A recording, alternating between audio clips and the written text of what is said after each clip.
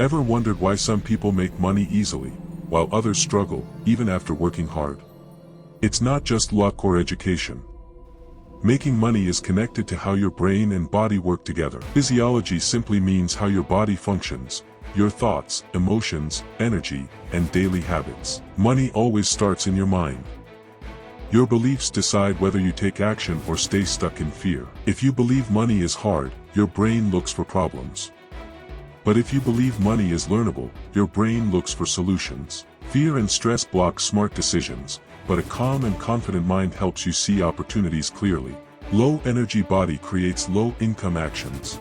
Your brain learns through repetition. Small daily actions slowly train your body to build wealth.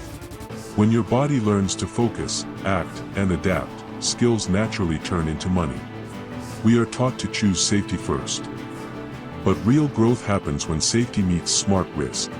Right beliefs, calm emotions, and daily action, this is the formula for money growth. Like, share, and subscribe the Finamind for more powerful ideas.